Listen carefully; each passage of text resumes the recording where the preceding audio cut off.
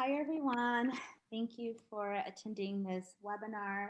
I'm Dr. Aletha Marie Harven, and I'm a professor and associate professor of psychology at California State University, Stanislaus. I'm also a global educator. Um, I'm a teacher educator. I have a lot of titles. So I'm so glad that you're here. And this webinar is part of my webinar series titled Transformative Conversations, Promoting Equity and Inclusion in Education and Beyond.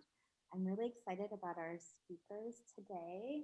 We have Dr. Zack Ritter. Hi, how are you? Hey. Yes. And Hey, Dr. Ritter. Hey, Dr. Carter. and we also have Dr. Issac Carter. Hi. Hello, thank you for having me, us. Yes. Yes, absolutely. And we're going to be talking about Black and Jewish relations, history, unity, disunity, and possible futures. So I'm really excited about this talk. So I've scheduled it for 75 minutes because I definitely want to have enough time for Q&A. So for our attendees, I know that there are people who are still logging on right now as we're talking. So keep in mind that if you have any questions, the best place to put those questions is in the Q&A. And both Dr. Ritter and Carter will have a chance to address those questions once I pose several questions to them and we get into a really great and enlightening conversation. So as we're talking, whatever might come to mind, if there's a question that comes to mind, place it in the Q&A and we'll get to it a little later. Okay, are you ready? Yeah. Yeah. This is an exciting topic, I think. Okay, so my first question is, what are your backgrounds and how did you get interested in this topic? So maybe talk about your educational backgrounds and yeah, just let us know why you're interested. Dr. Carter, I'll let you do the Let me go first? Yeah, man. Oh, all right. Well, I've been involved in different social justice initiatives for most of my life, but I had a unique opportunity to meet Elie Wiesel in 1995. Our school was hosting one of our MLK events, and we have a speaker every year, and we brought him to campus. I was part of the student group that got an opportunity to walk around with him and talk about his book. Read the book Night. It was transformational to me. And in talking with him and hearing the others' questions, he just was so sincere about that the Holocaust should not just be remembered as something that happened to Jewish folks, but it should be a reminder of subjugation if you don't say anything and all the people who watched it happen. And so if there's justice anywhere, there's justice everywhere. And that really inspired me to start getting more interested in understanding more about the migration of the Jewish population to America and some of its early, roots in helping supporting Black power, Black civil rights movements.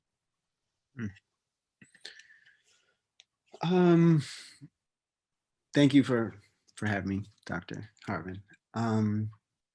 I got into this because, kind of like Dr. Carter was saying, social justice has always been a big part of my life. You know, my dad was born in a refugee camp in Bavaria, southern Germany. My grandparents were in Auschwitz and Gross Rosen and Flossburg and some other camps. And so hearing those stories growing up, it made me realize that the Jewish Holocaust is a terrible, tragic event, and that there's also connectivity between the Black Holocaust and the Native American Holocaust, which are all based on these type of hyper-capitalist, hyper-racist systems that it's not just I hate you and I want to kill you, it's I want to take your land, I want to take your property, I want to take your labor, and that there's a powerfulness that comes from learning and teaching history when it's interconnected. And I'll just tell a quick story real quick. Steven Spielberg made Schindler's List. And then there was some some controversy that some, I guess, middle school kids in Oakland were like laughing during the watching of the movie. He flew over there and he's like, hey, I understand, like, it's okay, like, you know, I got kicked out of Ben-Hur when I was a kid because I was like talking too much or laughing. But then the student said, actually, like, we were laughing because we see violence in our neighborhood. And these were mostly Black and brown students who were laughing. And we see violence in our neighborhood, and our gut reaction is either you're going to laugh or you're going to cry. And so it was kind of like a reaction to trauma.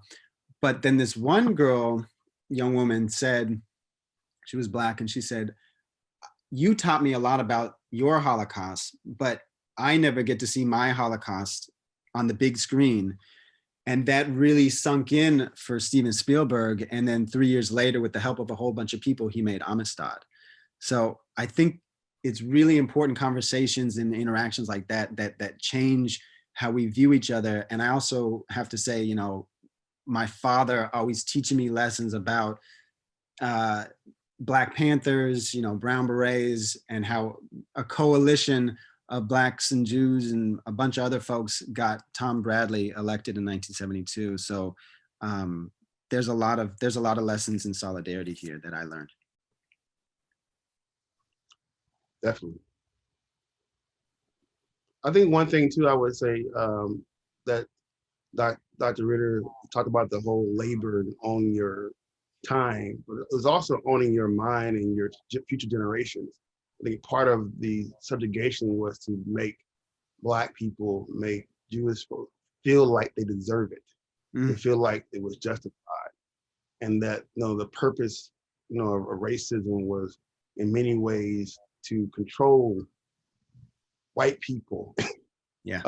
And how they feel, not really about the groups that they're subjugating, because it needed a justification to inhumanize us in the way that it was done.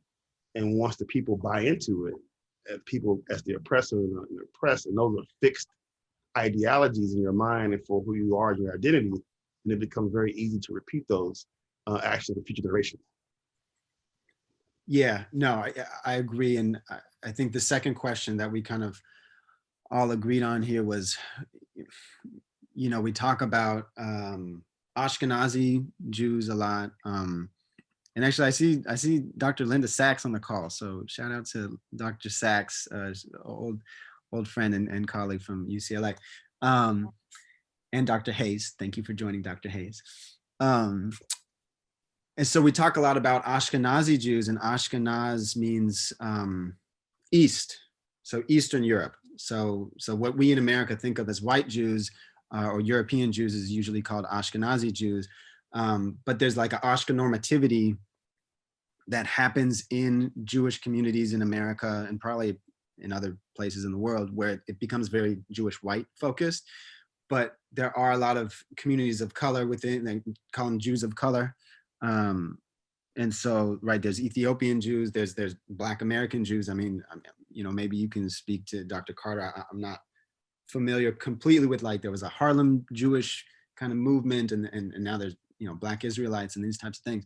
But Jews in Chennai, in Mumbai, you know, Persian Jews. And so the big type of kind of, I should say, the big three that we kind of break it up into is Ashkenazi Jews, which is European Jews, Poland, Russia, you know, Hungary, Romania, all these places that got pogromed over 2,000 years and then climaxed with the Holocaust, but there was a lot of bad stuff happening prior. And then ironically, Germany is now the fastest growing Jewish population in Europe, which is interesting and maybe hopeful for the future. And then you got Sephardic Jews, and Sephard means Spain. So those are the Jews that when the, you know, Catholics Inquisition, Spanish Inquisition happened, you got people going to North Africa, you got people going to the Middle East, you got people going to the quote unquote New World, but then the Inquisition then goes to Brazil. And so then you have folks that are going to New Amsterdam, which becomes New York, which would be the first Jews in America. So you get Sephards, and then the third group, Ashkenazi, Sephardim, and then the third group is Mizrahim. And Mizrahi means like east, but east. So we're talking about Ethiopian Jews, Indian Jews, Chinese Jews, Kaifeng Jews, and there's a bunch of other groups that Baghdadi Jews that I'm probably leaving out. But that's just, I want to paint that picture real quick, and also a fact that 12 to 15% of Jews in America are Jews of color, which means those are folks that are like Native American Jews, Black Jews, or Latinx Jews, or Asian Jews that, that maybe it's like a product of America.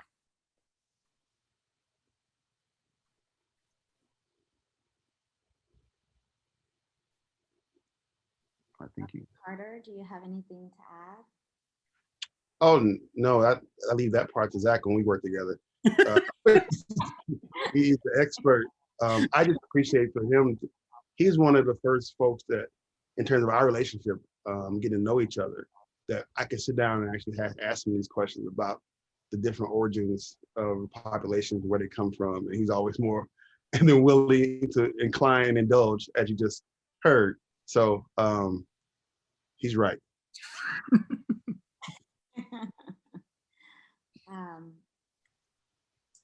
Okay, thank you so much. And I know you and I, Dr. Ritter, we've had a conversation about this too, Jews of color, a brief conversation. I remember when I was in graduate school, one of my girlfriends who was Salvadorian, she grew up Catholic. And so while she was in graduate school, she started studying her family history more and more, and found out that many people in her family were Jewish as well. And so she started kind of getting, really into Judaism and studying it more. And it was interesting because when she would proudly go around and tell people she was Jewish, everyone would kind of question it and go, "Really? You are?" And she was like, "Yes." And a lot of times the reason for asking was because she's a woman of color. And she would have to kind of defend herself. But the more that she learned about, Jews, the more she was able to really talk to everyone who was asking and tell them, "No, I'm Jewish," or "Yeah, I'm Jewish." And so that was interesting to see what she went through as she was learning more about her family history. Well, yeah, I mean, I think that is a interesting conversation for another Zoom, call. But there's a whole history. I mean, Hernan Cortez brought a lot of terrible stuff to Americas, but there was a lot of Jews that were part of Spanish Jews that were fleeing, that came as soldiers with him in 1517. And so then you have, defectors from Hernan Cortez's army, then going to Central America, going to what we now think of Arizona and New Mexico, and, interacting with local people. And there's complicated stuff that happens, but the Inquisition then, makes people forcibly convert. But then you have grandmas who are like, lighting candles on Friday night, but they don't really like talk about why, because you get killed. And then it's kind of, you have these converso Jews that are have to go in the shadows. Mm-hmm. Thank you so much. Okay, so I do have another question for you. What was the golden age of Black-Jewish relations in America? And what happened to this coalition? So I'll start it off, and then I'll hand it off to Dr. Carter.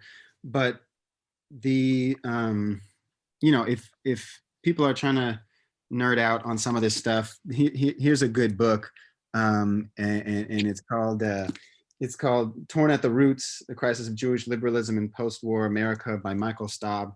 I feel like LeVar Burton right now, reading Rainbow. But from what I gathered from that book, and also from Dr. Cornel West's book, Race Matters, he has a great chapter 6 in Race Matters is about Black-Jewish relations.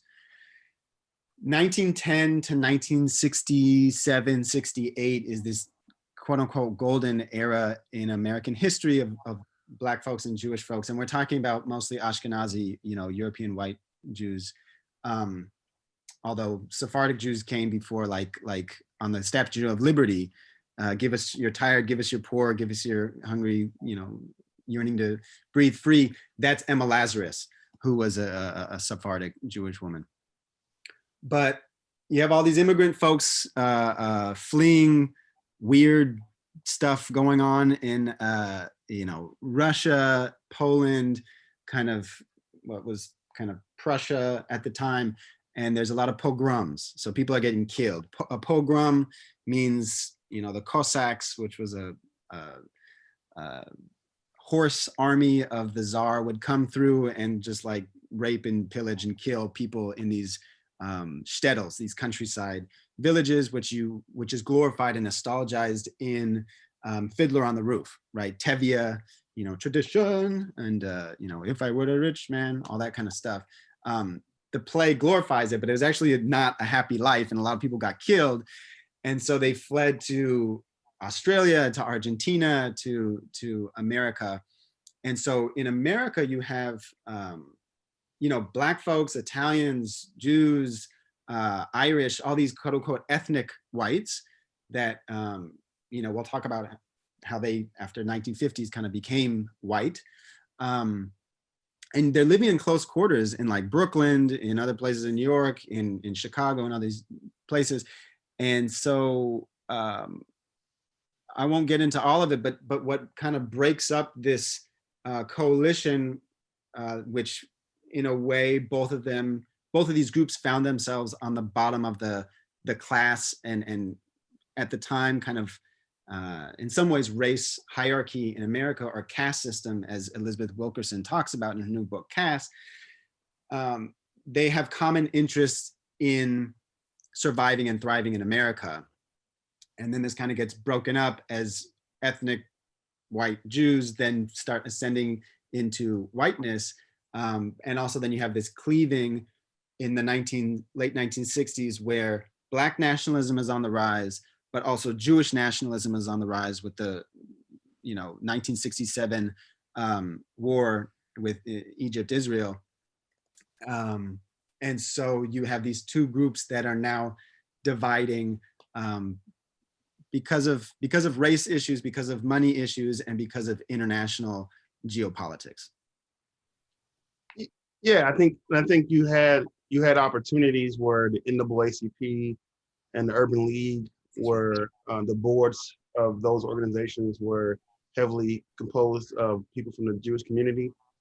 First president of NAACP was a Jewish lawyer, but I would characterize this golden age more in the context of interest convergence than actually true alignment, because the Jewish folks had an opportunity to simultaneously represent the idea of a deep understanding of persecution in a way that few others can in this country, Native Americans, Black people, but at the same time, they had access to this whiteness.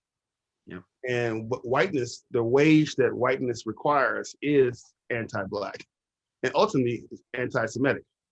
Yeah, interesting. But in terms of how they're able to go in and out of the spaces through changing names, altering different parts of who's speaking, the golden age where I see it as an interest convergence is that they had similar ideas. I want to have good housing. I want to have good schools. I want to have opportunities for jobs, but I don't want to be a person of color. But I'm sympathetic to people of color, and I really do believe that they should be free. But I have access to this whiteness over here. Yeah. And so I think some of the golden age is true. I mean, that's the things that happened. The guy, Rosenwald, with Booker T. Washington, helping us start schools and donating to HBCUs. So those things all did happen. And they are great. And of course, Martin Luther King March, the two rabbis that were killed during the Civil Rights Movement, all show deep signs of solidarity. But then you got this tension of what whiteness calls for you, and doesn't let you really put one foot in and one foot out. You have to be one or the other. Either you're white or you're non-white. So I think the Jewish whiteness is very interesting. Is why kind of he and I, when Zach and I got interested in this topic about how do you look at whiteness when there's still this element of it being not only racial based, but it was Christian based, it was heteropatriarchal based, and how did the Jewish population fit into that dynamic? And that's partly why you see they still can't ever really be fully white, because you see the number of hate crimes and attacks that are happening to them in this country and other countries. So it's an interesting relationship that's developed over time. And like Zach said, in the Black Power era, definitely moved it, and was kind of the end of the golden era. And an example is like Baldwin's piece about Black people being anti-Semitic because they're really anti-white. And so it's really more about feeling that loss and that pointing out the tension of, well, you were calling out my Jewish brothers and sisters, you were calling out all the Christians who allowed this to happen. And you see this happening to us. Where are your cries? If they're not coming for you, do you not care? So it created tensions and created parallel organizations that in some ways still then and now coalescing for certain interests, but that deep history can be and needs to be renewed, because under this era of hate that we're in now, that the stronger our coalitions and the more deep our coalitions, the better chance we really have to address and really take on being anti-white supremacist, anti-white, anti-racist. Yeah, and I just want to touch upon some of the stuff that you just said. Like, there was a lot there. So Julius Rosenwald was the, Sears and Roebuck. He became the head of Sears. And we talk about this in the piece that we wrote. And he teams up with Booker T. Washington, and they create 5,700 schools in the South, right? 5,700 schools stretching from Texas to Florida. Not only so K through 12 institutions, but also, sinking money into, like he was saying, Dr. Carter was saying, of HBCUs in the South, and all these famous Black folks came through these schools, like Maya Angelou, Angela Davis, no, not Angela, Maya Angelou, W.B. Du Bois, James Baldwin, Gordon Parks. It's pretty amazing how this solidarity movement and this kind of, you have this rich guy, and Julius Rosenwald even says, like, don't trust rich people. Like, rich business guys don't usually do the right thing. I am moved, Julius Rosenwald says, because I was born, I think he was born in like 1862, and it was right when there was a terrible, we call them race riots, but really it's an American pogrom, right? When white people are massacring Black people in Illinois. Springfield, Illinois is where he was born. And so they would have these, like, they would call them red summers or like bloody summers, where just like all these white people just killing these Black people. Yes, because they hated them, but also remember these wages of whiteness that Dr. Carter is talking about is they were taught to hate them, and then it was an economic thing. This Black dude was lynched because he was an economic threat to the white community. This person was lynched or killed, like Tulsa, Oklahoma, killing of Black Wall Street. They killed people in Black Wall Street because it was competing with white Wall Street. It's always about money and power. It's never just about the hate. And I think Dr. Carter is also picking up on this other thing of what happens to wedge communities. Bonilla Silva talks about this racial continuum in America, which is you're either great and you're white, or you're disgusting and you're Black. And then there's wedge communities within this continuum. So like Asian American folks, right? South Asian folks. At one time it was Jewish folks who have now been kind of pushed up into an honorary white category in this Bonilla Silva caste system. But what does it mean when someone comes into your Pittsburgh temple and starts shooting people up that are Jews, and that you have these white supremacists with a capital W who are marching in Charlottesville saying Jews will not replace us, then your conditional or honorary whiteness then gets dropped down a couple notches. I think Dr. Carter is also picking up on this really concerning thing where Ashkenazi Jews and wanting to kind of nostalgize this moment of solidarity and we're down and we're there, but not really wanting to be Black, and then having a strange relationship with their whiteness as well. Yeah. And I think that in our piece that we wrote, we opened it up with, on the same weekend, the Tree of Life Synagogue, there was a shooting. There was another attempted shooting in a Black church in Kentucky in the same weekend. And so they both were orchestrated by white individuals that had this hate program and they wanted to exercise it in violence. And so when you see that happen in the same weekend, but it happens all over, then you can see like how the tension about being white for Jewish folks and the relation to Black folks is going to be something that has to truly be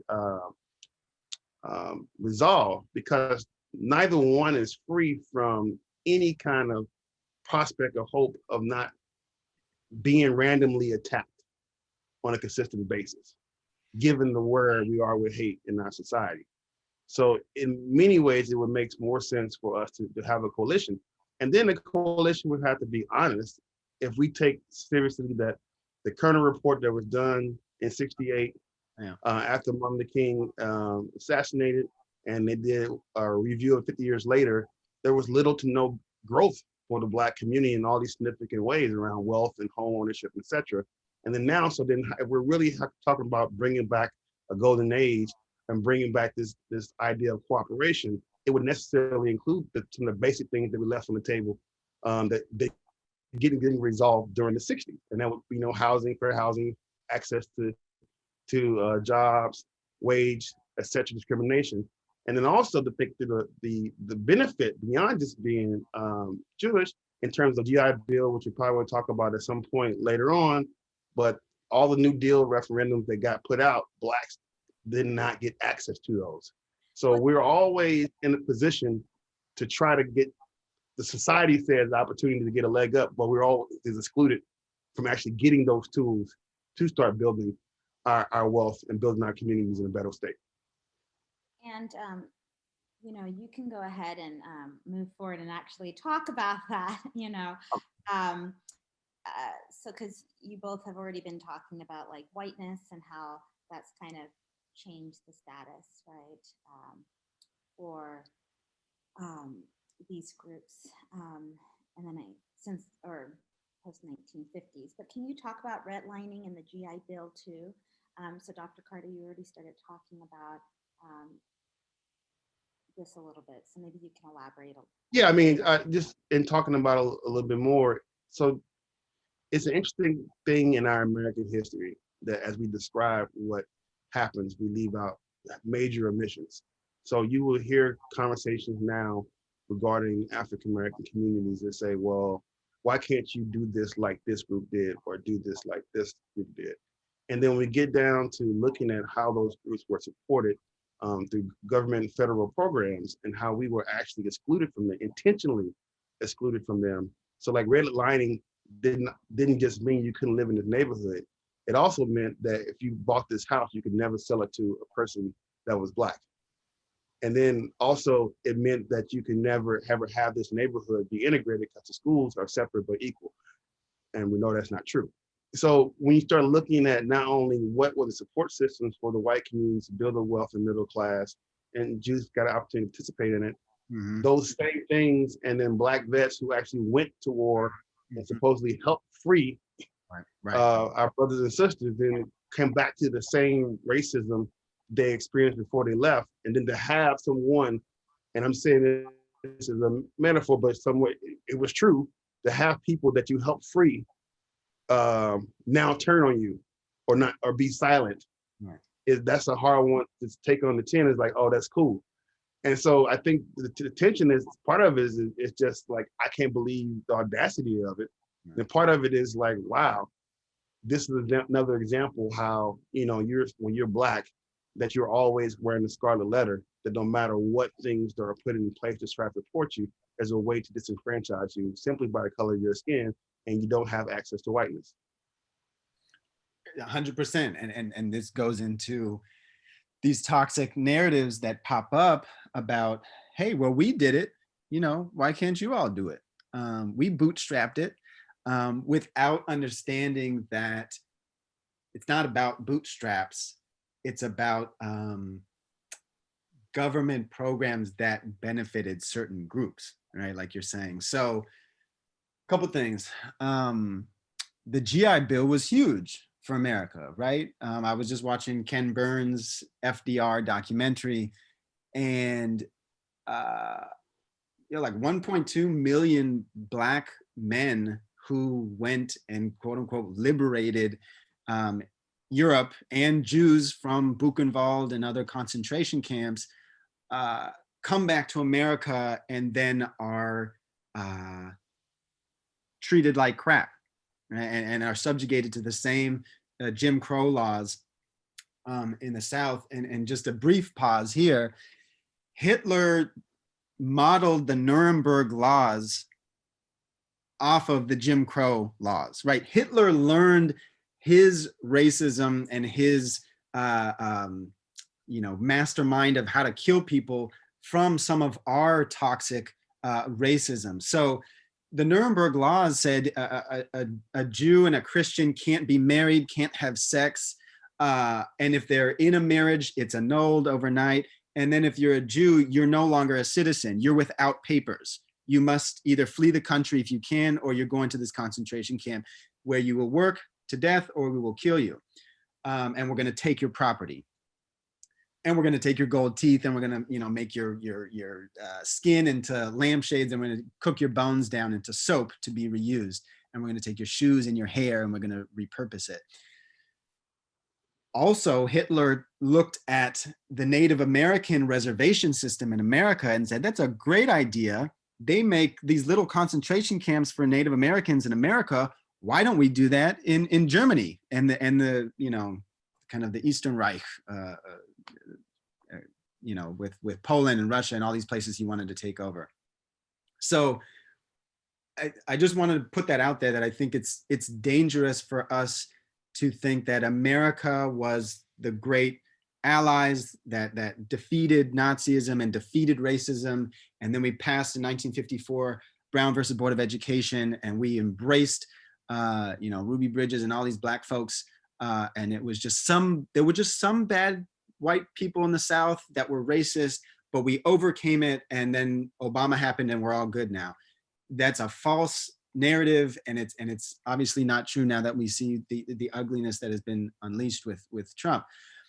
But more so, redlining is they would draw red lines around Black and brown neighborhoods and say, you don't get federal loans. You can't qualify for federal loans to buy a house because we don't trust you, because you know, we think you're poor and you're not going to pay back your loans. But with poor white ethnic groups, right, Italians, Irish, Jews, so on and so forth, there wasn't as heavily redlined as Black and brown communities. Therefore, you have home ownership taking off in ethnic white communities and white communities, right, Anglo-Saxon communities. And this is then creating the wealth gap that we now see today, starting from the 1940s. Also with the GI Bill, you have Black men being discriminated by the GI Bill because on paper they would qualify for housing and for education, but surprise, surprise, the federalism system that we have, the Jim Crow laws in the South would say, well, sorry, you can't go to this all white school. Excuse the rotary phone. It's still 1950 in this house. So you couldn't go to school in some of these states, and you couldn't get housing because restrictive covenants, we don't sell to, you know, quote unquote, Mexicans, Jews, or Black folks. And sometimes they didn't call them Black folks, right? And it wasn't until 1968 that you see these restrictive housing covenants lifted. But again, then Jews can kind of ascend, or Ashkenazi Jews can ascend into this whiteness and buy houses outside of these restrictive covenants because they, the laws were in their favor. But Black folks, you can't, people would see your Black skin and say, well, of course we're not selling to you. And so the GI Bill was amazing, but it was amazing for certain white folks and certain white ethnic groups, but it disenfranchised Black and brown people. Yeah, and I think the other point to make about redlining too is that because of how schools are funded, it then now puts a situation where the generations that have to live in these areas that have a low economic status, and how the equation for most schools around the country includes some level of property tax. And you can imagine the disparity increasing, because then now you have schools with around properties that are less valuable, and that's the basis upon which you're getting the school funds for. So now you have a disparity in not only housing in neighborhoods, then you have the disparity also include education, which is one of the most fruitful paths to allow people to have some level of access to a middle class living. And that's disproportionately affects in now health care and all the other things that come when you live in an impoverished neighborhood. So it creates a series of factors for youth and children in the communities that in some ways, like food insecurity. And one of the Black Panthers making pancakes and their breakfast programs, but now became the national motto in terms of what we do. Those things were born out of necessity because there were no services, and there were severe lack of resources in the communities to really just take care and provide in a way that allowed any mobility. Hmm. Hmm.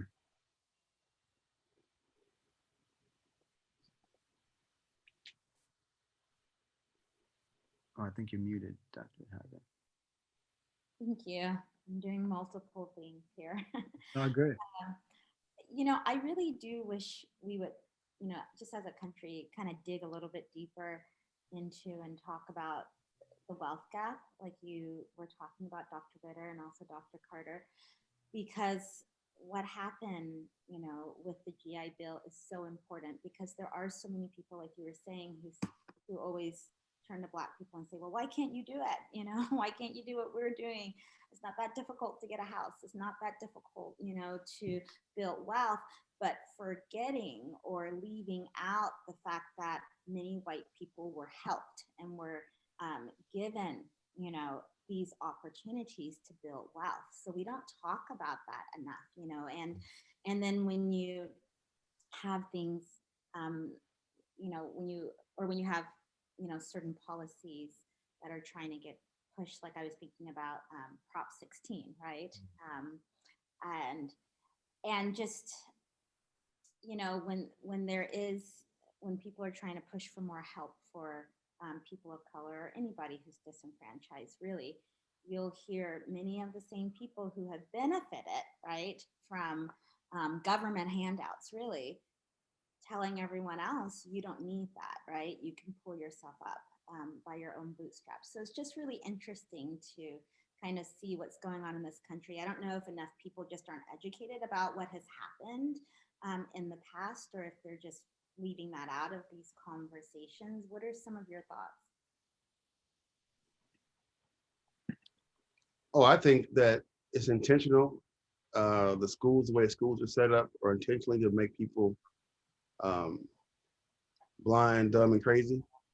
And it is an intentional effort, because if you know your history, then you have to really think through and examine what are you doing and how you're participating in that history. Claudia Rankin, in her book Citizens, talk about a conversation she was having with one of her white friends that suggests that people, to understand race and other forms of oppression in our society, need to understand the difference between their self, person who they think they are and who they become and why they become that, and their historical self, and really walk back and trace those footsteps toward their success. And then I would extend it and say they need to also trace the footsteps of those who they think should be more successful and aren't successful. And if you did that intentionally, that information is available. History Different Mirror, I think around Tataki. There's other, lies my teacher told us. There are works that are available, but I think it's an intentional program to keep us ignorant about ourselves. And I think Baldwin hit on it when he talked about, white people need to ask themselves why they created Right. the idea of a nigger, Yeah. because he's not one. And then he also asked them to really think, do you really think we were working in those fields and picking that cotton and hoeing that land just out of the kindness of our hearts? No, man, that ain't what happened. But I think there's a nostalgia, even when we talk about it like during Black History Month. One thing that annoys me is when they say the slaves. And it makes people not understand that people were enslaved. They were humans that were being enslaved to do a task, and they didn't do the task when they were under the threat of violence or death. And so it's not a romanticized idea about what happened and suddenly the slaves became free, because then you had the sharecropping wars between low-income Blacks and whites. So it never really got out of that system. And then with the advent of what we learned from Michelle Alexander and the new Jim Crow, just shifted our attention to incarcerate people in a different type of labor system that continually disenfranchises them and doesn't allow any prospects for growth. Yeah, 100%. Like, I was in the library and I saw this book. It was an illustrated book called The Black Holocaust. And just for me seeing that, Dr. Carter is talking about how we're taught in school. I had never heard the word Black Holocaust before. And it put me it opened up a lens that was like, actually, why don't we call it that? I mean, Holocaust has actually negative connotation because it means like a burnt offering to God, and there's some anti-Semitic stuff within the word Holocaust, like the Jews weren't practicing the right way, that's why they got killed, and just some terrible stuff. So Jews call it the Shoah, which means like a travesty or a terrible thing. But if we look, going back to this notion of what happened at the break of these communities in the late 60s, you have folks like Malcolm X, who is saying that there is a Black Holocaust and that 100 million people died in the Black Holocaust that lasted, that's, I guess, started in 1619. Actually, records show that it was actually a ship in the 1526 that crashed in Georgia that had enslaved Black folks that actually ran away. And there's some interesting genealogy that goes on with that. But if the Black Holocaust lasted from 1619 till, I guess people got free-ish around 1863, 1865, and that resulted in 100 million folks' death, we focus on the Jewish Holocaust, which lasted about 6 years and resulted in 6 million people's death. But I don't think we really encapsulate what was going on before with Jews in Eastern Europe with the Tevye Fiddler on the Roof stuff. Like, it wasn't good. It was systematic racism towards Jews for about 2,000 years, and the whole Christ killer myth and all this like blood libel that Jews are getting Christian babies, white Christian babies, and taking their blood and making matzah and all this just, it was the QAnon stuff of their own time. I think it's important to think about the connectivity of the word Holocaust with these two groups, and that one friend put it this way, that the Holocaust for one group stopped, right? I mean, for Jewish folks, it stopped. I mean, anti-Semitism, of course, carries on, but that there's this still war on Black folks in America, and we see it with, killings every other week. And what ironically Richard Nixon called the slow violence that's enacted on Black bodies of bad education, bad housing, bad healthcare, that kills people in a very slow way over someone's lifetime. And I guess I got really interested in this work when I realized my grandmother, who survived Auschwitz, got $300 per month reparations from the West German government. And I then read an article that was saying, why aren't Ashkenazi Jews on the forefront of reparations for Black and brown folks in America if they received, some of them, received reparations from European countries that genocided them. Although, you know, Gypsy, Romani groups and other groups did not get reparations. But this goes back to the notion of, and we'll get into this, I think, briefly, of what are we doing today to build these coalitions, do these Booker T. Washington, Julius Rosenwald coalitions, and what does it look like to repair generations of trauma and enslavement, and what are Ashkenazi Jews' role in doing this reparations, rather than saying, I don't want to work with Black Lives Matter because, you know, I don't like their stance on Israel Palestine, so I'm not going to engage in this stuff. That narrative frightens me the most. Thank you. Okay, so I have just a couple more questions, and then I do want to open it up for Q&A.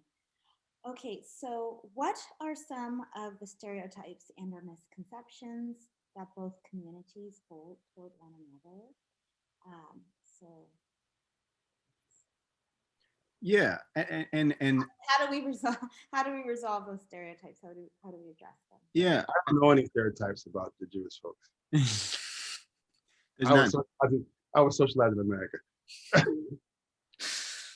Well, But I think, I mean, I would just say in my hometown, St. Louis, I'll tell you there was very little that we knew about Jewish folks because we didn't come into that much contact knowingly with Jewish folks. But the context of being quote unquote Jews economically taken advantage of was something that you would hear people talk about.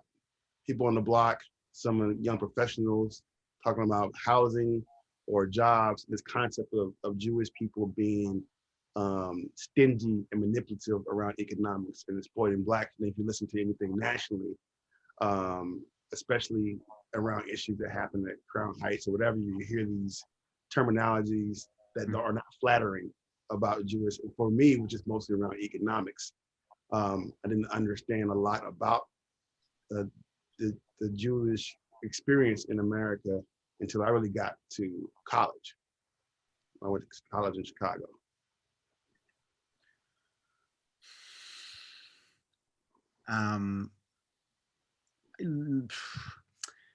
I think there's a lot of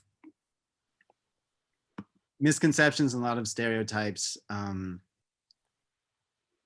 Look, I went to LA public schools, and most of my friends were Black and brown, and honestly, they didn't know too much about Ashkenazi Jews, which I was kind of thankful for, right? Because there wasn't this stain on the relationship that all the stuff from that I had learned growing up in a household that was, you know, grandkid of Holocaust survivors. You know, Jews are cheap, Jews are out to get you, Jews are controlling everything, all this stuff my friends did not have, which was interesting that in kind of working class Black and brown communities in LA, that was not a thing. But in some of the interactions I would have with more like Anglo-Saxon white folks, like that definitely was there. Like they were privy to those stereotypes. And some of the stuff that I've gotten from Persian Jewish communities, you know, Ashkenazi Jewish communities is, hey, Zach, like, you know, what the most benign is, why do you care so much about this stuff? You know, why don't you just like go to Shabbat and like chill out and just like, you know, eat the challah and talk to people and just like, you're always doing the social justice stuff. And then that's the most benign. And the worst is you're a self-hating Jew. You're always talking about Black and brown people's rights, but you don't even care about Israel and you don't care about American Jewry. And so I think that's kind of the spectrum that I get with some of this stuff. But I think before we open it up to questions, I want to touch a little bit upon the Black Lives Matter movement and this kind of cleaving that's happening right now, which I think we saw during Crown Heights in '91. I think we saw during '92 with the Rodney King uprisings, which actually then there were some efforts to bring stuff back together. And also most recently you have like Nick Cannon and you have Deshaun Jackson, which the media like gloms on to these moments where like a Black celebrity said something that was like ignorant or whatever. And then it's like, oh, they're anti-Semitic and they're going to get fired. But I was happy to see with the Deshaun Jackson thing, who's a football player, and he posted this thing that was like, it was actually from like Louis Farrakhan, it wasn't from Hitler, that said, Black folks are the real Israelites, and that's what they don't want you to know, and that white Jews are fake Jews, and that Black people are the real Israelites.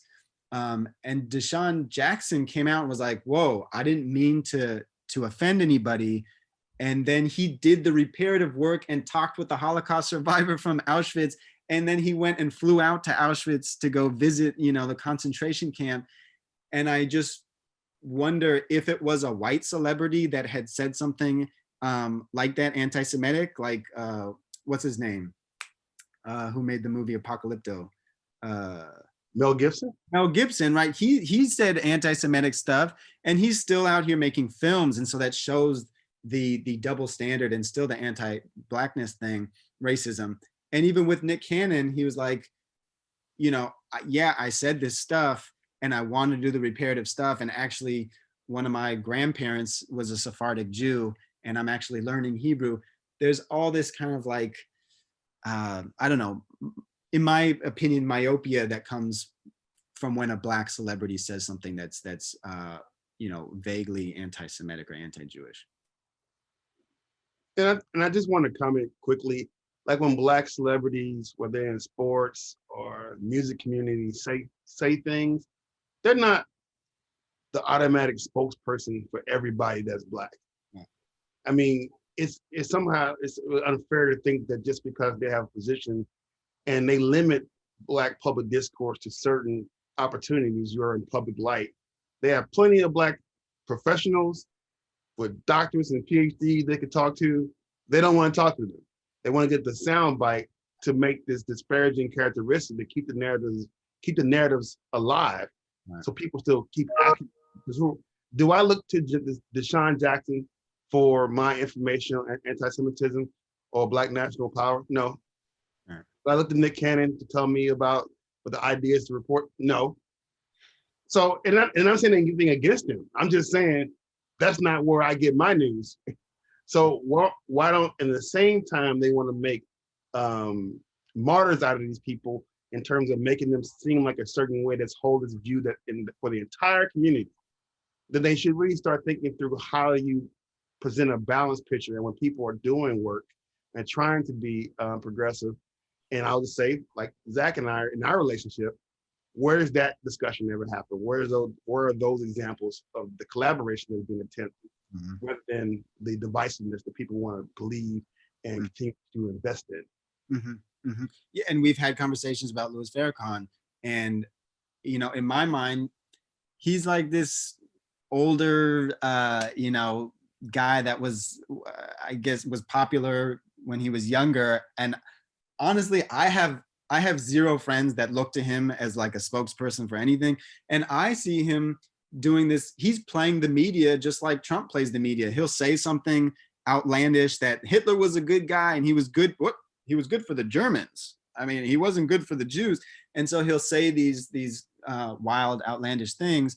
But I think certain Jewish folks get worked up about what he says, which gives him, you know, too much power. I don't think he really has as much influence as we think.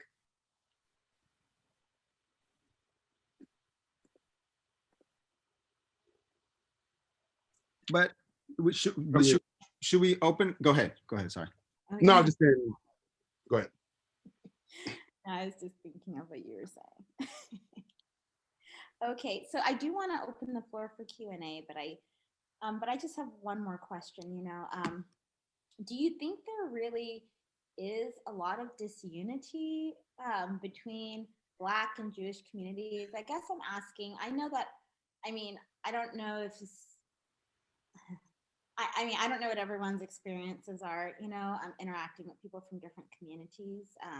I know I've talked to you, Dr. Ritter, about this before, but the different experiences that I have had with individuals from the Jewish community have always been positive.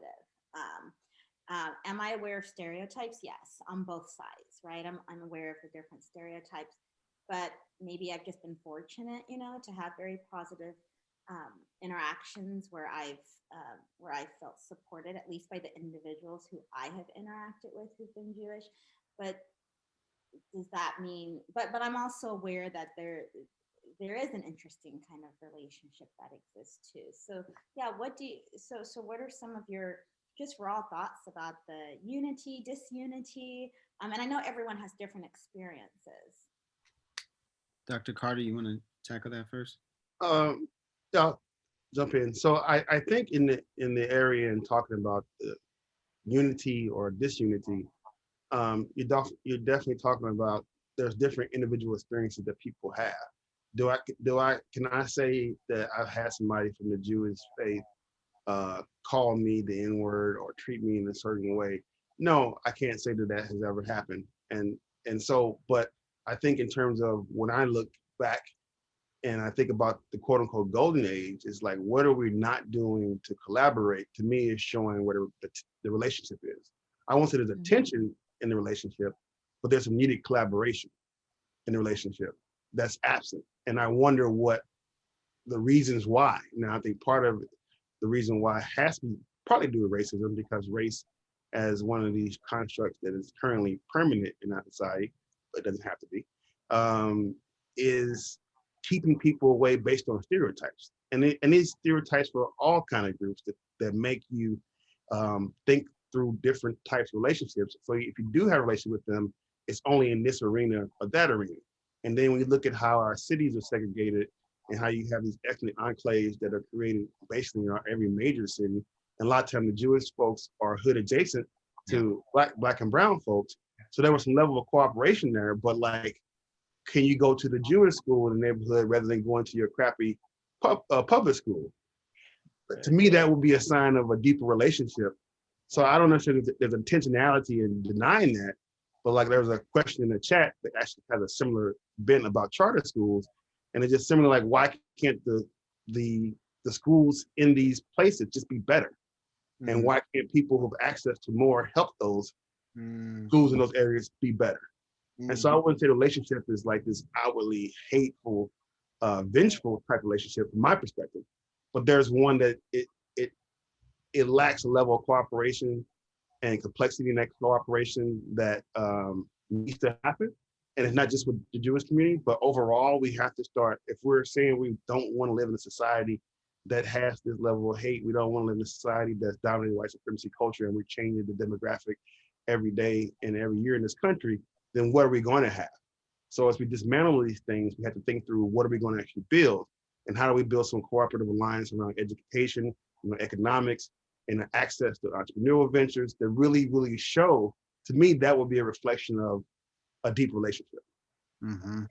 I totally agree with what you're saying about, coalition building, right? Just building a deeper relationship. And of course, I think with what I was saying with my initial question was more like on the micro level, right? Mm-hmm. Right. When you look at the history, right, of the communities and how they function together and who benefits from whiteness and who doesn't, then yeah, you can definitely see the complexity there. And like you said, how do we come together to continue to work with one another? Because you're right, you can have individual relationships with people, a few people, and everything seems fine, but that doesn't speak to the larger picture, right, of how we should all come together to help one another out. Yeah, definitely. I would agree. This is a complex thing, but actually it's quite simple. Let's not make it complex. White flight was a real thing, and white flight continues to be. Now there's regentrification, but also it was Jewish flight, right? So as groups were, as again, 1968, restrictive housing covenants were lifted, Jewish folks left Black neighborhoods. Case in point, my father grew up in Crenshaw. and he went to Dorsey High School. And then when, his dad worked in markets and then started owning markets, when they got a certain amount of capital and money, then he went to Hamilton High, right? And that meant you were on the come up. And then they moved to a Beverville area, which is West LA, right? So if we're not in the same neighborhoods as Black folks, then we don't know each other. And when sometimes we don't want to know each other. And then that's when the stereotypes and the weird stuff starts building. And then it's like, well, they live on that part of town and da da da da da. And then, I guess there was wealthy Black flight too, right? So then wealthier Black folks went to, Baldwin Hills and Ladera Heights and some of these other places. But it's an interesting thing that wealthier Jewish folks and wealthier Black folks did not flock to the same neighborhoods. And I don't know if that's because they didn't have the best of time with each other growing up, or that's just how our real estate market works. It might be a bit of both.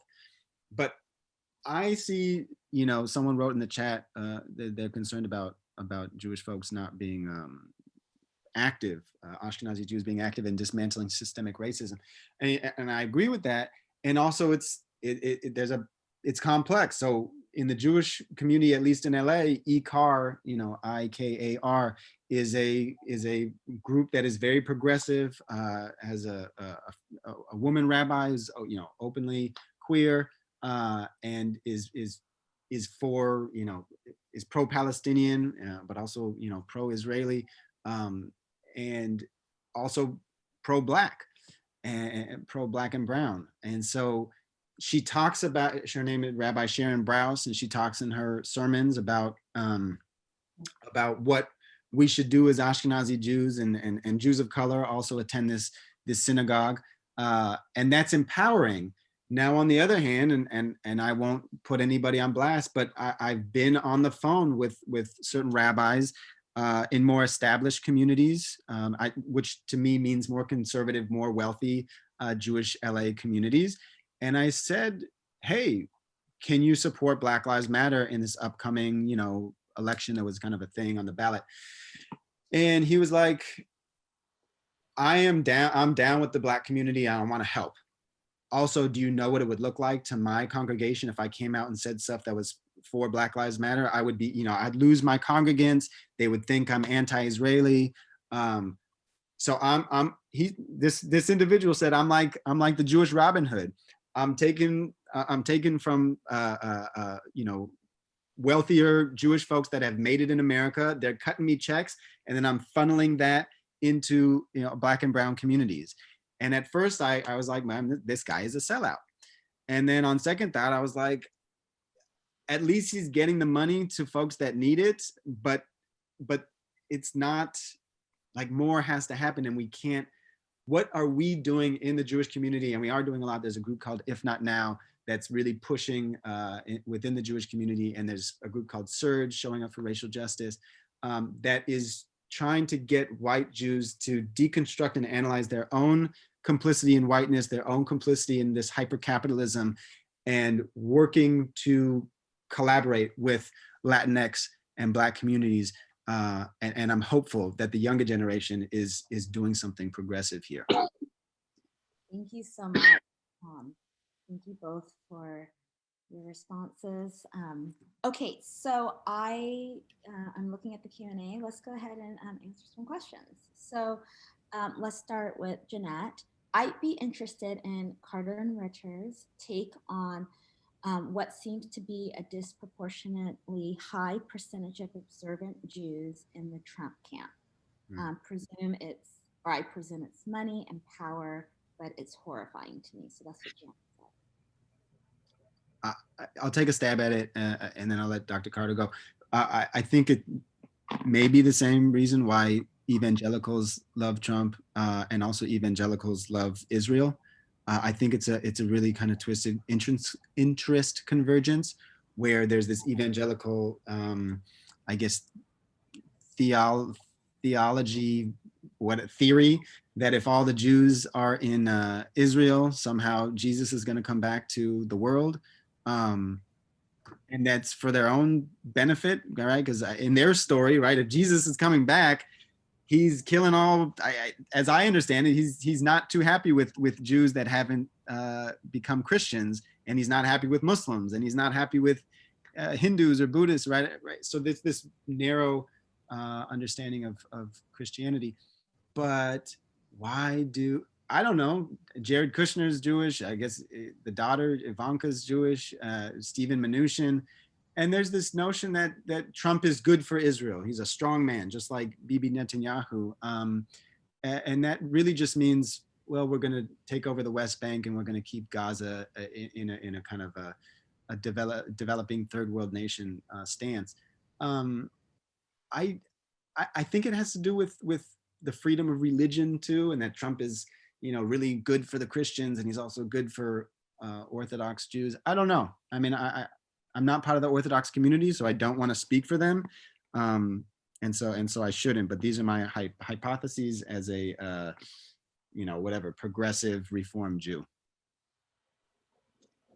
I will take a stab and use the book of the Wu-Tang Clan and say, Cream, cash rules everything around me. This country was founded on capitalistic pursuits and to disproportionately take advantage of people who didn't have access to it. Right. I don't know either, because none of them are on my LinkedIn. We're not part of their community. I don't think I ever would be. But I think it's one thing in our society not to really look at how capitalism really is deeply invested in preserving itself. And for it to work, it has to work how it is now. It has to be a bunch of people like us who one day aspire to be at some other point.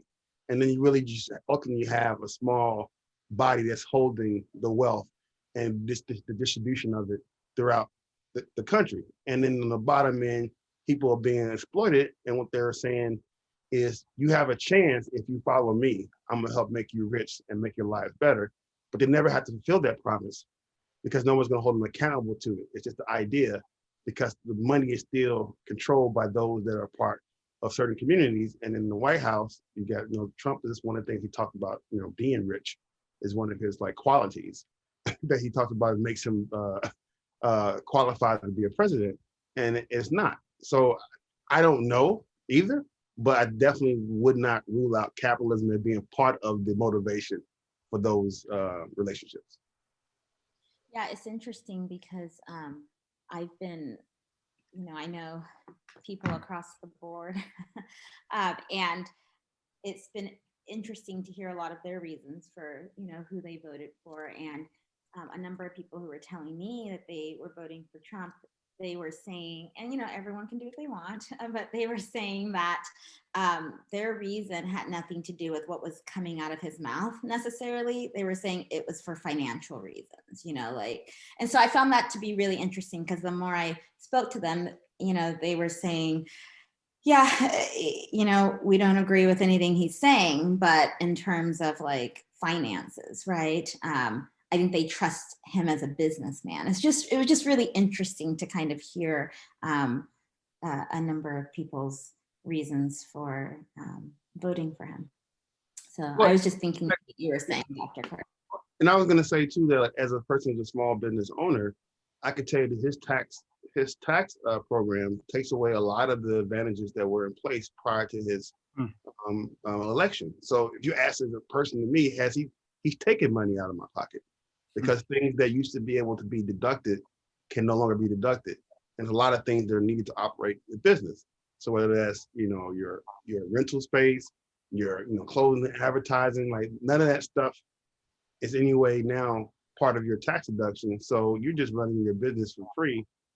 And that doesn't really show any allegiance to the small business owners who would benefited from tax advantages in the past. And to now have this person telling me that my life is better when I know economically in my bank account, quantifiably, it's not. I don't understand how other people can't see that. Thank you. for your response. Okay, I want to try to get to one or two more questions. Thank you. Okay, so another question, Joe. He said, Shelby Steele says that racism is not the major problem today for Blacks, but freedom. It would be good to hear his perspective to get a broader understanding of how collaboration between Jews and Blacks and all other groups would work. So what do you think about that? Which part? The world, the America's not racist? I guess all Yeah. of it. Oh, okay. Well, on the first part, he's wrong. He's lying. It's not true. Fake news. Alternative facts. Get out of here, brother. Nah, dog. That's how I feel about that statement. That was really, it's really ignorant statement to pretend that racism does not exist when we have so many examples that it clearly does. But I do think though, despite racism, I think the Jewish community and the Black community, has a unique opportunity because the proximity to understanding what this deep suffering is under a system of oppression is still real and alive. It just is like, how do we go public and how do we go to scale? I think in Zack's example, he talked about talking to a rabbi who can't publicly say that he supports Black Lives Matter. And then you think through, well, how do we have a collaboration if I can't publicly say that I'm down with you? So it's like Blackness is the side piece to his hustle. And I don't think we can be a side piece. We have to be in the center. We can no longer marginalize. Everything that's margin has to be centered to have a true collaboration. So those who are most vulnerable, their wishes, their needs, their the things that they need to not only survive but thrive in society has to be placed in the center. And if you can't make a statement effectively that Black Lives Matter, until we get over that, I don't know how we do have collaborative on a scale to create change. I think we could have micro relationships that happen, but for us to really address hate and discrimination and the countrywide racism and the heteropatriarchy and all things that intersect in those identities, we have to be able to name it. In the Black tradition, naming is part of the power. You have to be able to name what it is. So I don't think until we can actually collectively name our problems, we really have little prospects to work together in deep ways. Yeah, okay, first I was talking about e-car, and Sharon Brous is openly supports LGBT rights, and there's a rabbi at the institution that is openly queer, but Rabbi Sharon Brous is married to a man, which doesn't mean she's not queer, but I just don't want to misspeak there. Yeah, I think, man, we get caught up with is someone racist or not? Yeah, Dr. Carter's right. American racism is alive and well. I think I spend a lot of my time trying to remind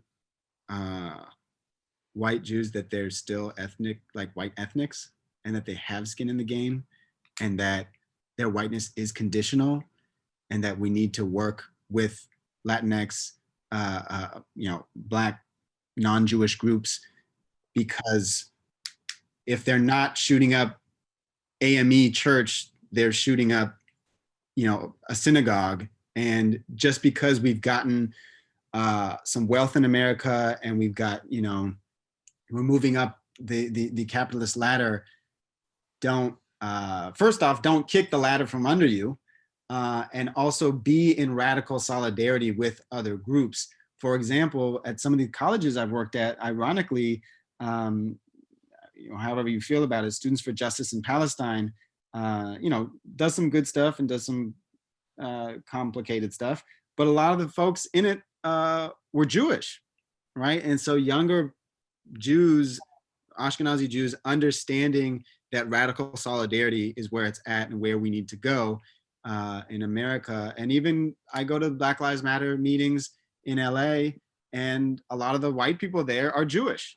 And so I don't think the media is really covering this. And so the media kind of glorifies, Bernie Sanders getting arrested to fight anti-Blackness, which I think is dope, and like we should. But the media kind of like has gone away from a Black Jewish narrative. And I'm not sure why. Like the last cool thing was like SNL doing like Black and Jewish, right? And doing that whole skit. But we just don't, I don't know why, I don't know why that whole narrative has deteriorated. Because it is happening in a positive way. There's positive things happening on the ground. Mhm. Thank you so much, Dr. Ritter and Dr. Carter, for being here today. This is definitely an interesting conversation. There's so much to unpack, actually. To be honest with you, I feel like this discussion could go on and on because, you know, I still have a lot of questions, but I do want to let everyone who's here know that uh, both Dr. Ritter and Dr. Carter, they have published a manuscript that goes into more detail about what they have been talking about today. So I will give you that information. I'll send it to everyone who registered. And then if you want to watch this video in the future, you can do that too. But yeah, if you want to read more and learn more, they definitely have a manuscript that you will want to, a published manuscript that you can read. So I want to say thank you again. I've been reading through the chat and the different questions. So for anyone who may want to stick around, you can stick around, especially for some of you who had a lot to say. I've been reading comments here, but I just want to say thank you, and I want to let everyone know that there will be more programming. So just keep an eye out for more links to this webinar series. Thank you so much. Thank you so much. Thank you so much. And please, stick around if you can. We could talk a little bit, but I just wanted, sometimes people are like, hey, are there 1, 2, 3 things that I can do from this talk? And I think I want to hear Dr. Carter's thoughts too, but a kind of 1, 2, 3 thing that I think folks can do is in your, if you go to a church or a temple or a mosque or wherever, your masjid, wherever you go, talking to the leadership there and saying, are we partnering with some community organization that is doing interfaith or interracial work? Are we partnering with the Urban League, NAACP, Black Lives Matter? Are we, well, usually you can't talk about voting stuff, but are we talking about whiteness? Are we talking about anti-Black racism? And then doing that work within our homes, right? With our families, within ourselves. And then really, I guess, number 3 is like putting your money where your mouth is, right? Am I donating to a certain cause? If I'm passionate about this Georgia Senate race, am I putting money up for, ironically, a Black and a Jewish guy that are running in Georgia, right? John Ossoff is a Jewish guy, ironically a filmmaker and journalist, and Reverend Warnock, who is a preacher at Martin Luther King's old church, and so these things that we talk about from the 40s, 50s, 60s are not dead, right? It's like Faulkner, the history is never past, it's never dead, it's still with us today. So as you nerd out about Dr. Cornel West and Michael Lerner, right? There's this good book, Blacks and Jews. As you think about these things and nerd out about history, also think about what are the concrete steps that you are taking today to influence your community to do this reparative work. I like how you called it reparative work, because that's exactly what it is. I mean, I just say, I think that people need to make more time for the conversation. I think like even in this chat that we have here, there are a lot of assumptions that are talked about, thinking what people know or how they view things. And on the surface, you can hear someone talk about an issue, but it's not really until you spend time with them actually that you can deepen a relationship and start hearing other perspectives. And I don't think if you're not willing to hear other perspectives, or you assume other people just may differ from you, then how do we find the commonalities in the difference becomes the exercise as opposed to talking about what we should or should not do or how we think, how we should or should not think about the status of racism in the county, in the country, or how people, the best way to collaborate. I think there's so many misconceptions and we don't make time to really have deep relationships, especially in a culture that's moved to so much social media and these really instant contacts and transactions. You know, working on the paper with Zach over several months gave us the opportunity to have a lot of casual conversations about things and even disagreements about things and understand what we both were reading and have not read, understood how we both read the same things but thought differently about it. And instead of assuming so much, and I think we don't make time for those serious conversations. We just make time for the interaction. And someone says something you don't want to hear, then that becomes like, okay, I'm gonna cancel them now. It's just what I want to hear. You know, nobody is free from mistake. No one is above having things they regret for saying or doing or opportunity to learn and grow. But if we don't make them, we just make instant judgments, then it becomes a very, very, you know, become very, very create the proxemics of change grow further apart because we're not in any relation with each other in a deep way. And then the whole education piece. I mean, there's all kind of views, and we should be open to reading the views of people you don't like. And that should be part of what you do. And it can only either strengthen your argument or change your mind. That's it. Doesn't really cost much. And then I just think the last thing for me is that recognize that our current system that we're in is a severe state of inhumanity. What we're doing to each other. We live in a country talking about slow death where people are now waiting in food lines, where we have excess food that goes to waste. Just thinking through some of those things, like how can we figure out some of the simpler things that help give people the basic needs? And if we can't do the basic needs, what is the hope for going up along the Maslow hierarchy of needs and become more self-actualized and be a community that really is in deep relationship with each other? Very true.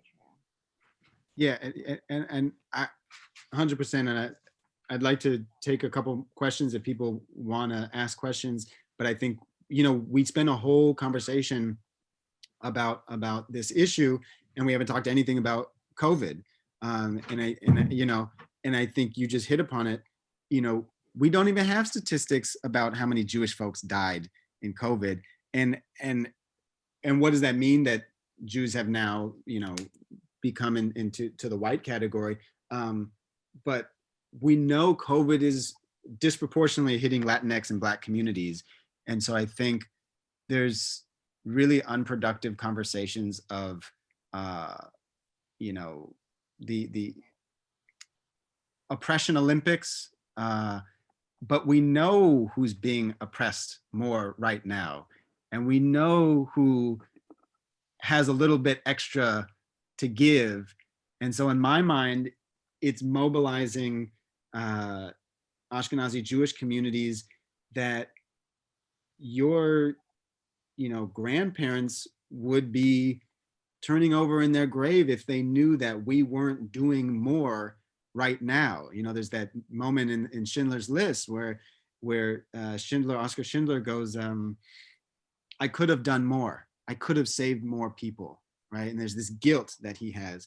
And I am unclear why there isn't more, and there is in some groups, I won't say, right? J. Fredge in New York, Jews for Racial and Economic Justice, again, if not now, in LA, and LA Forward. There's other kind of progressive groups, but we need a sense of urgency, and we need a sense of radical solidarity that those alliances in the 50s and 60s need to be rekindled right now. And I think they really are happening in Georgia and other places where just the media is not portraying them as such.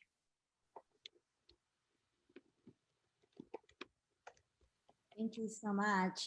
Any last minute words, or I don't know if you want to address another question that's here. We do have people who are hanging out with us here.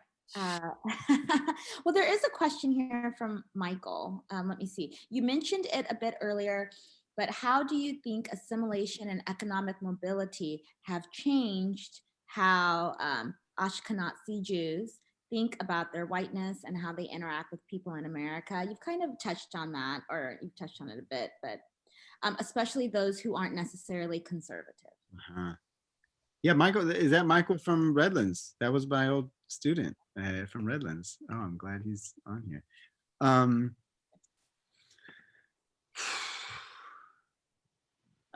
man, I will say on the progressive side of things, being white and Jewish can be complicated sometimes because I think Ashkenazi progressive Jews work really hard to try to not just be white and not to be seen just as white because they think that kind of diminishes their story and what they bring to the table, but also understanding that they don't benefit, you know, they benefit from white privilege. And so it's this weird kind of like dance that I think some progressive Jews have to do. But I think collectively Ashkenazi Jews have been woken up since 2016 with hate crimes. Dr. Carter was talking about hate crimes going up 60%. And Jews will not replace us. And, you know, Proud Boys, stand down, stand by. And the shootings in Pittsburgh and the defiling of synagogues in San Diego, Poway, right? The dude got shot, the rabbi got shot, and that woman got killed. Strange story. The woman that got killed at it was a San Diego synagogue. She came and saw me gave a speech at University of Redlands for the graduation. And then the next week or so, she was dead. And that hit me in a weird way, that someone that saw one of my speeches and then was dead in the next couple of weeks because she was shot up at her synagogue. I think since 2016, Ashkenazi Jews, no matter how much money you make or how much money you don't make, have been reminded that they are viewed as Jews in America, for better or for worse. And it's not pretty. And real quick, I went to Australia with my brother, and I'm walking down the boardwalk in Sydney, and this guy taps me on the back and he says, "I know who you two are. You're Jews and I'm going to kill you." And that was the first moment, right? I'm 34 years old, and this was a couple of years ago. And that was the first moment. Like, I've always been trained to be scared of the world.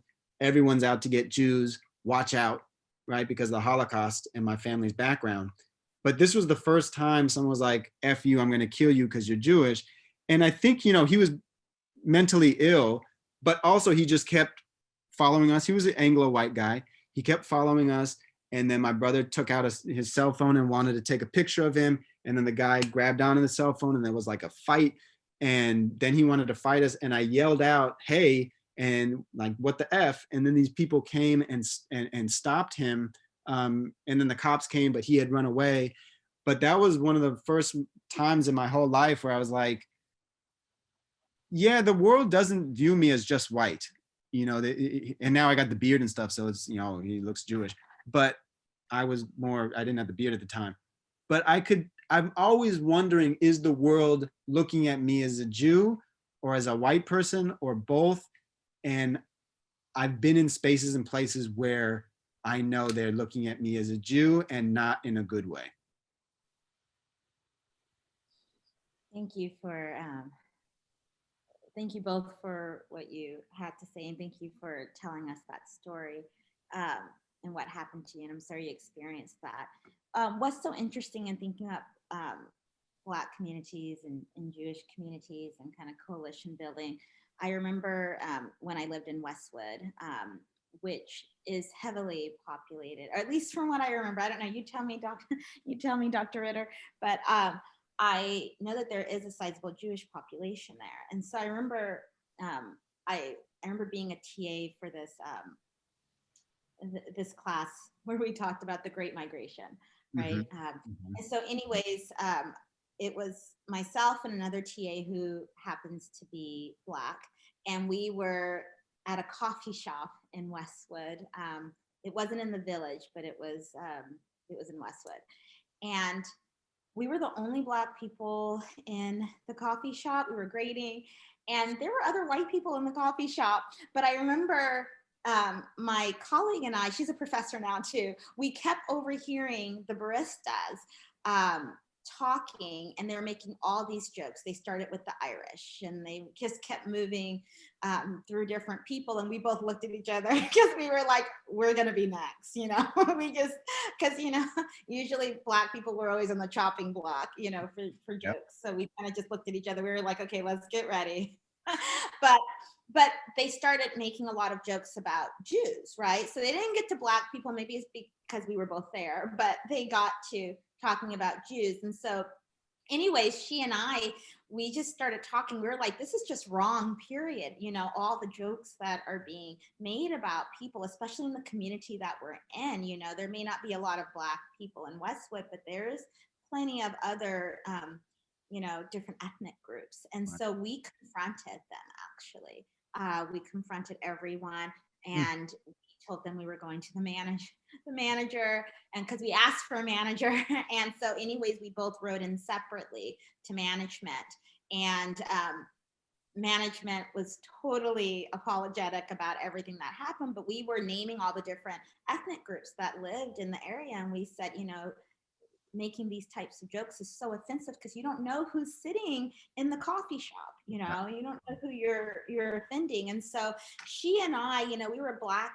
Here we are Black people, and you know, we didn't have to say anything, but we said something because we just felt a moral responsibility to say something, you know, like that's just the right thing to do, is to stop people in their tracks when they're making any sorts of comments. But they seem to have a lot of jokes about Jews, and we were like, no, like this has to stop with all the jokes about everyone. This is crazy.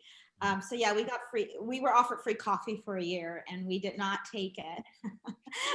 we said we don't want the free coffee. What we want is for there to be diversity training at this particular coffee shop. So I'm not going to call out which coffee shop it was. It was a major chain, but they actually did move forward and do diversity training for their employees because of that. Wow. Yeah. Crazy. It is, yeah. Not unsurprised. Not surprising though. Yeah. No, I mean, I think, you know, Ibram X. Kendi talks about how to be an anti-racist, and I think, you know, the progressive left has focused a lot, and rightfully so, on language and racist language, and you know, saying jokes and speech. And I think that's a good place to start. And then the anti-racism has to turn into, well, who are you giving your dollar to? And how are you, you know, I mean, the whole Rosa Parks and Martin Luther King, they did a whole bus boycott that brought these white bus companies to their knees, and they were like, oh God, we're not getting Black people's money. We have to change our ways here. But also how to be an anti-racist encompasses how to be, you know, I don't know, you know, pro-Black, how to be pro-Jewish, right? It's all of this stuff, which is in your workplace. How are you changing the policies and the procedures that on its face are race neutral? Whenever you see race neutral, it means pro-capitalist and pro-white. And so how are the people, you know, I want people on the call to think, and I'm sure you already are, because you know, think about this stuff, but how do we keep pushing to change policies and change procedures? For example, real quick, and then I want to shut up and let Dr. Carter talk here. You know, George Floyd was killed because, yes, the police were racist, and also because the bodega owner called the cops on George Floyd, who supposedly was procuring a $20 bill that was fake. But that was in the procedure, right? In the manual of the bodega, that if someone's procuring money that is fake, call the cops. And then the bodega or 7-Eleven or whatever it was owner said, I wanted to call the cops on the cops. But he missed the whole point, right? He never took a critical race studies class in America that didn't teach him that the cops were started as, slave patrols and all this stuff. But what do we do when the procedure in itself is racist and leads to black death? Yes, and something that I think this is a whole nother discussion because I feel, yeah. But yes, Dr. Carter, I see you want to say something. Oh, I think one of those things too, and this is like not a judgment on anybody uh, who witnessed George Floyd's life being taken. But if you think like about the panoptics of it, in the sense that there are a bunch of people watching this live because we got a chance to see their footage. And no one really intervened to the point of where their life was in jeopardy. Yeah. And it's not critiquing them, not saying that I would have done that. Right. But I'm saying it's an interesting point of our society to think where we've come from. Yeah. People like John Lewis, recently passed, using an example, he was willing to put himself in jeopardy, in front of death. And I would like to see a society where we would be able to watch that happen, and then we can all hold hands and come close to the cops and just say, please stop, whatever method we try. But I think it's something seriously that we've become in some ways apathetic to watching it because we're so used to seeing it. Yeah. And we don't really feel like there's an intervention possible.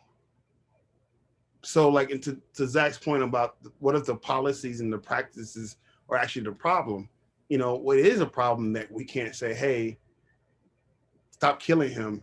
And some reasonable person say, hey, that's a good idea. He's already handcuffed. Let's sit him up straight so he can breathe or offer medical attention. It's only after the fact that we start thinking through like, how do we react and how we should act in the future. And so I just think that in terms of our own human society, we really got to think through our relationships and what we're willing to give to get what we want.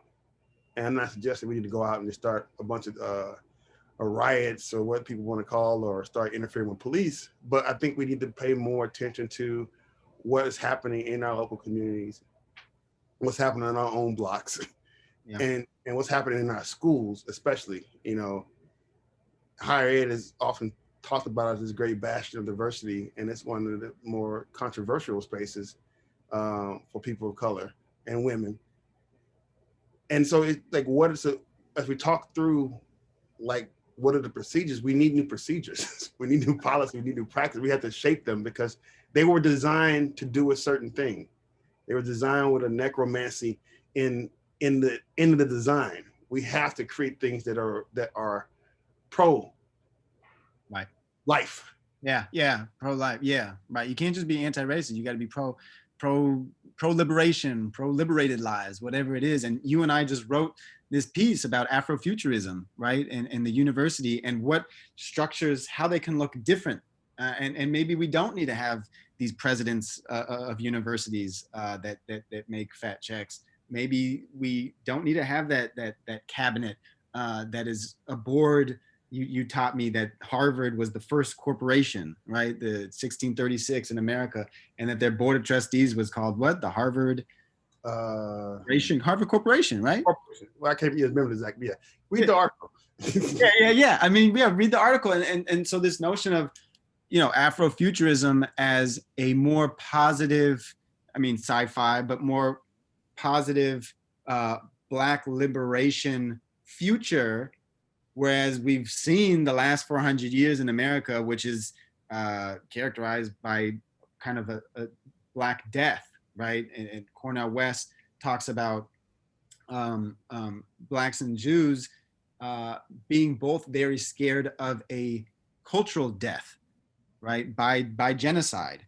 And so what does it mean to reimagine and envision a new future where people are actually thriving, not only on college campuses, but in a world that views healthcare, housing, and education as basic rights, and that, Obama just wrote this promised land. Like, what does the promised land look like? And I really, the more I watch news and all this stuff, I think we have really different views of what the future should look like, of what a promised land should look like.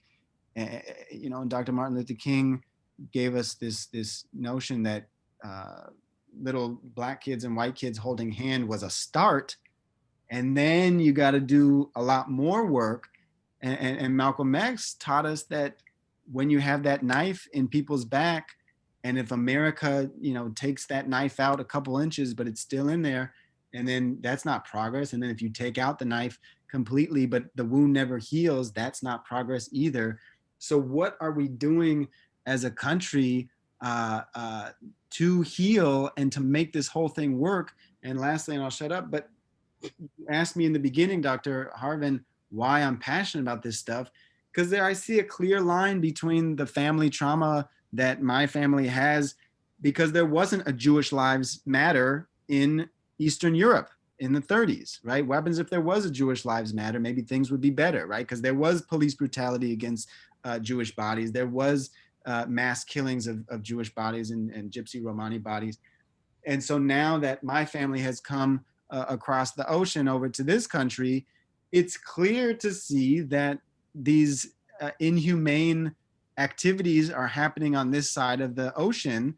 And what are we doing as a collective pro-liberation, pro-human population to stop some of this disgusting bleeding? Just listening to what you have to say, it kind of just seems like different groups are just trying to survive, almost, and if you can kind of make it this way through the caste system, right, which we've talked about, then it's like, okay, I'm gonna just quietly move this way, but you're right. I think part of coalition building is really having this internal desire to look out for one's, fellow, citizen, right? And it's like, if I, and to be critical of the system too, the very system that is helping you, perhaps, so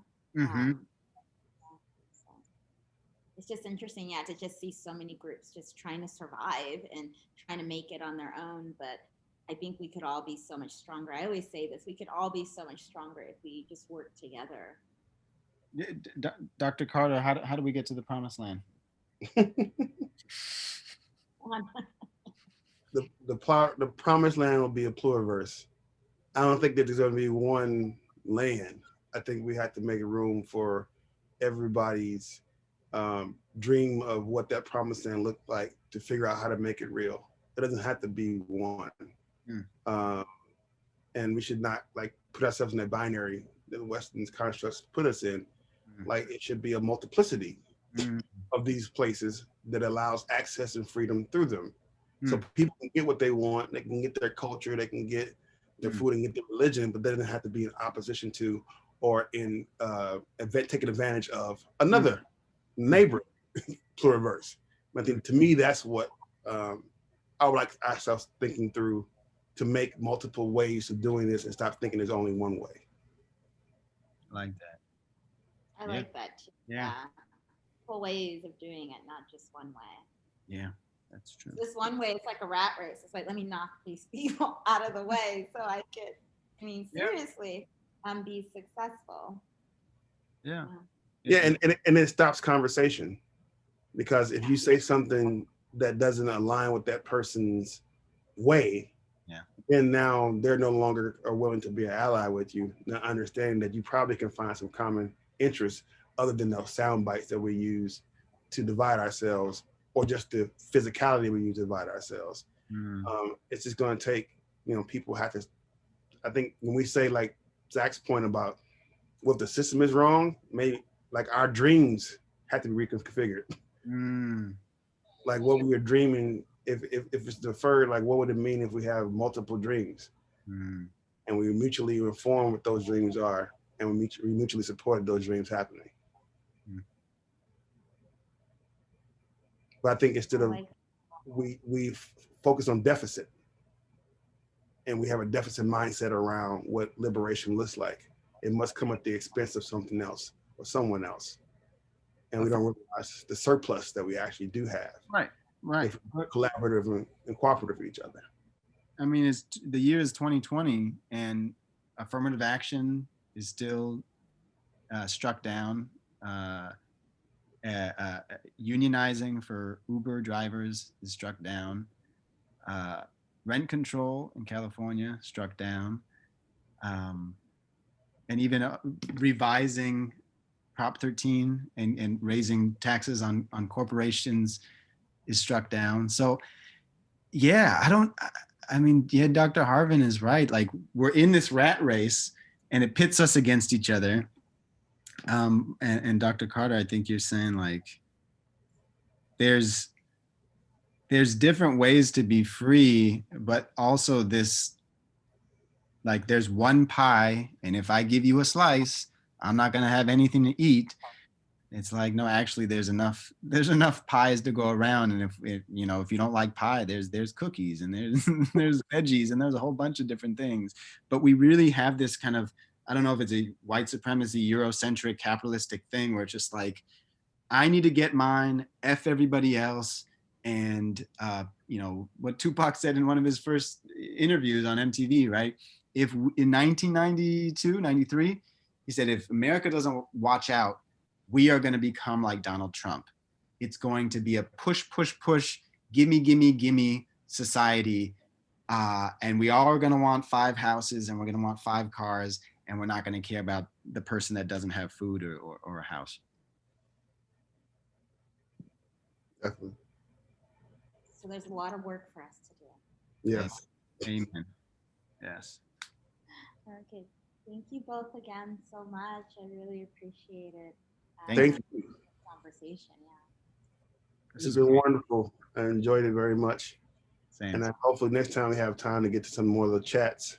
Yeah. So break down some and get into some of the deeper discussions. I know this has actually almost turned into a 2-hour conversation, actually. Yeah. That's cool. Yeah. You got a lot to say. I know. I was like, well, they're talking like they're, you know, it's like you're teaching, you're in class right now. So I was like, I'm gonna roll with it. Appreciate you. Appreciate it. Thank you very much. Thank you so much. Thank you again, everyone. Bye. All right. Everybody. Bye.